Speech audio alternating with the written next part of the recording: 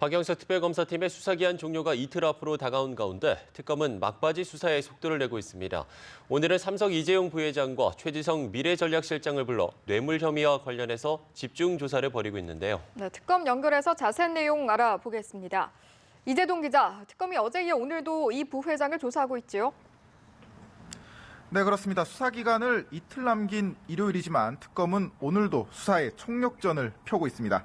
우선 오늘 오전 서울구치소에 수감 중인 이재용 삼성전자 부회장을 소환했습니다. 이 부회장은 어제 이어 오늘도 이틀 연속 특검에 출석한 건데요.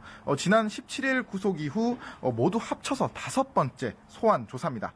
특검이 최순실 씨와 공모한 박 대통령에게 뇌물을 제공한 혐의에 대해 막판까지 보강 조사를 치열하게 이어가고 있다, 이렇게 볼 수 있을 것 같은데요. 앞서 특검팀은 이 부회장의 구속기간을 다음 달 8일까지로 연장했습니다. 수사기간 연장을 염두에 둔 조치인데, 하지만 수사기간이 결국 연장되지 않는다면 특검은 내일이나 모레 이 부회장을 구속 기소할 방침입니다. 특검은 오후에는 삼성그룹의 2인자로 통하는 최지성 삼성 미래전략 실장도 불러 관련 의혹을 추궁하고 있습니다. 이미 뇌물공여 혐의 피의자로 입건된 최 실장은 삼성그룹 미래전략실이 해체할 즈음에 사퇴할 것으로 전해지고 있습니다. 네, 이제 특검의 수사 기간이 이틀밖에 남지 않았는데 대통령 대면 조사 어떻게 되는 겁니까?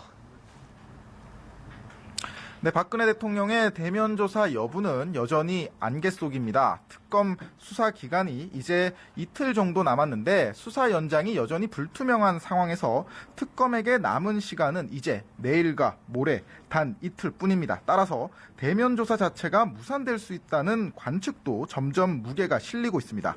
물론 대통령 측은 공식적으로는 대면 조사의 필요성을 인정하고 있습니다. 특검도 대면 조사를 반드시 해야 한다는 것이 기본 원칙이라며 여러 차례 필요성을 강조해왔죠. 그러나 양측은 조사 방식이나 또 조사 시간 등 세부 조건을 두고 사실상 견해차를 좁히지 못하고 있는 것으로 전해지고 있습니다.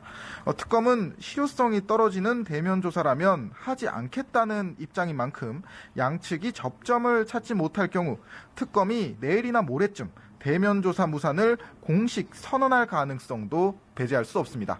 특검 사무실에서 연합뉴스TV 이재동입니다.